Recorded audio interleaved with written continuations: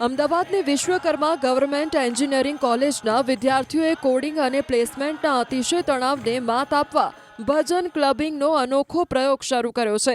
એન્જિનિયરિંગની દોડધામ વચ્ચે વીજીઈસી કોલેજના વિદ્યાર્થીઓએ પરંપરાગત ભજનોને આધુનિક સંગીતના સથવારે નવી શૈલીમાં રજૂ કરીને કેમ્પસમાં એક નવી ઉર્જા ભરી દીધી છે।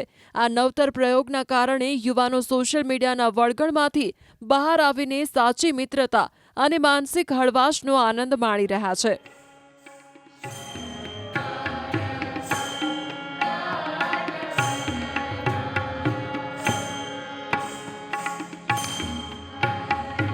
આપણા વડાપ્રધાન શ્રી નરેન્દ્રભાઈ મોદીજીએ મન કી બાતમાં એવું ટર્મ આપ્યું ભજન ક્લબિંગનું, જેનાથી અમે લોકોએ પ્રેરણા લીધી અને અમે એક કહેવાય ને કે એક પ્રયત્ન કરવાનું વિચાર્યું ને જે સક્સેસફુલ રહ્યો। એનામાં બહુ બધા વિદ્યાર્થીઓ આવ્યા, બધા લોકોએ સારી રીતે એન્જોય બી કર્યું, બધા સારી રીતે ટાઈમ સ્પેન્ડ કરવા લાગ્યા અને ધીમે ધીમે અમને ફેમ મળવા લાગ્યો, બધા ખાસા બધા લોકો જોવા લાગ્યા, અમારી સાથે જોડાવા લાગ્યા।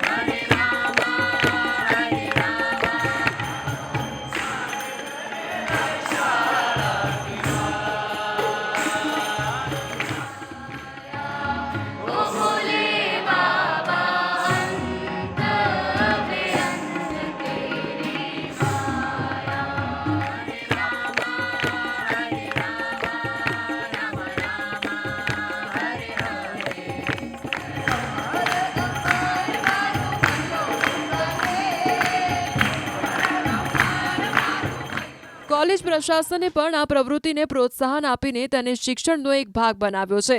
સામૂહિક ગાયનના કારણે વિદ્યાર્થીઓનો તણાવ દૂર થયો છે અને તેમની યાદશક્તિ તેમજ ભાષાકીય ક્ષમતામાં મોટો સુધારો જોવા મળ્યો છે। આ પહેલ યુવાનોને ટેકનોલોજીની સાથે ભારતીય સંસ્કૃતિના વારસા અને ટીમ વર્કના ગુણો શીખવે છે।